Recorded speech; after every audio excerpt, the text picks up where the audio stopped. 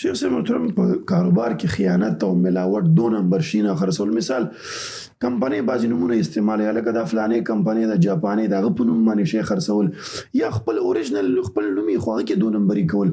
دا خیانت او ملاوټ کول لا کوم شریعت دی باره کې څه وایي؟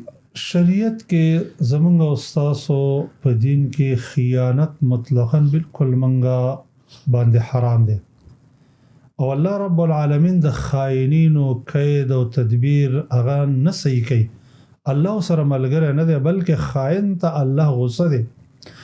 خو خاص کر په دې سوداګانو کې، په دې تجارتونو کې د الله نبی صلی الله علیه وسلم صریح نص فرمایلی دی چې چا ملاوټ وکړو، دوکه یې وکړه، خیانت یې وکړو، د صدق د امانتدارۍ خلاف یې وکړو، د زمونږ د مسلمانانو د جماعت نه دی. یوه ورځ رسول الله صلی الله علیه وسلم د یو سړي او تاجر خواله رالی چې هغه طعام خرڅو.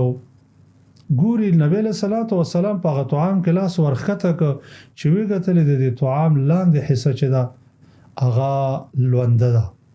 نو نبی علیه صلوات و سلام ته پوښتنه وکړه چې ما هذا یا صاحب الطعام، ای د طعام خاونده دا دې څه چل کړی دی؟ هغه ورته وویل د الله رسوله دا کار ما نه دی کړی، دا بیګا باران شوی او باران دا لوند کړی دی، ما نه دی. نو هغه ورته وفرمیل چې صحیح ده، دا باران لوند کړی دی، خو د دې طعام په سر باندې دی ولې دا لوند طعام نه اچو چې خلکو لیدلی وي چې څه حصه پکې لونده ده.